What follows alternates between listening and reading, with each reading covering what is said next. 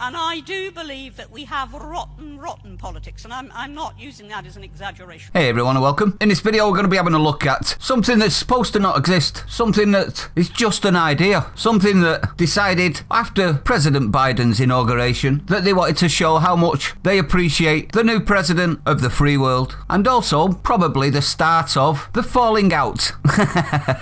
Now this is titled, Federal Police Used Tear Gas and Flashbangs to Disperse Some 200 Protesters Who Threw Eggs and Rocks at ICE Buildings in Portland, Oregon, just hours after Joe Biden is sworn in. We don't care who's president. Antifa rioters, Antifa, remember that name? The thing that doesn't exist, smashes windows at Oregon's Democratic Party headquarters in Portland. They burn American flags in Denver and vandalize stores in Seattle just hours after Biden took office. Federal Protective Services fired tear gas and flashbangs at crowds of 200 protesters in Oregon, Portland. Demonstrators pelted immigration and customs enforcement buildings with rocks and eggs. Eggs? Oh, I bet they were so scared of the eggs. On Wednesday, ICE building in Portland has been the site of frequent clashes between federal police and leftist demonstrators. Rioters, I would actually class them as, but hey-ho, peaceful protesting seems to be the common term nowadays, doesn't it?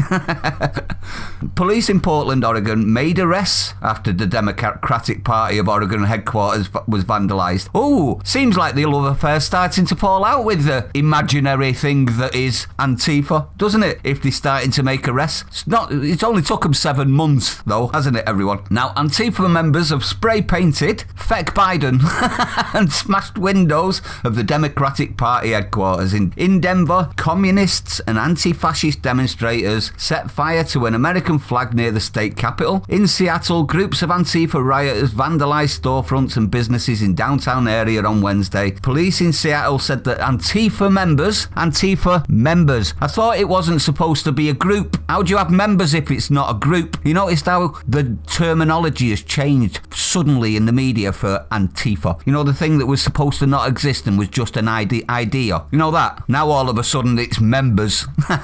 Looks like I'd start to worry if I was Antifart. Police in Seattle said that Antifa members smashed windows at the federal Nakamura courthouse. Reports indicate that some 60 Antifa members wielded clubs during a march in Sacramento on Wednesday. So they've continued to be active. Surprising that, isn't it, everyone? Are you surprised? I'm really, really surprised. I thought everything would be happy hunky-dory now.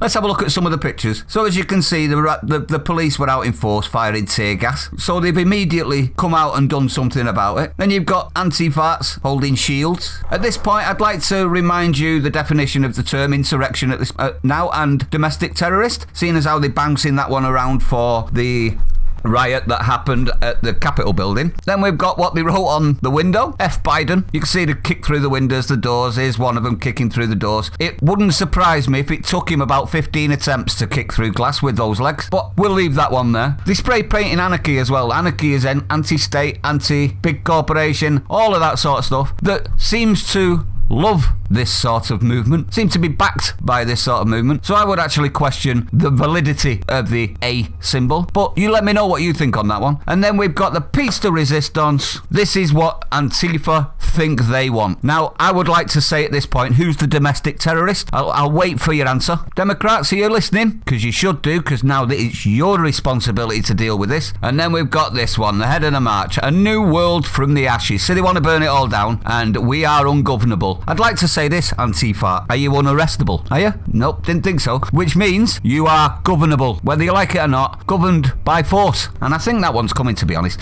Now, I've actually said in the past recently that I think what will happen now is the groups of left, the radicals like Antifarts and BLM, etc., are all going to start vying for attention. It's going to be a mass clusterfuck of look at me, I'm Sandra D. If you don't believe me, watch what happens in the next couple of weeks. But I might be wrong. I'd like to know your opinion on that.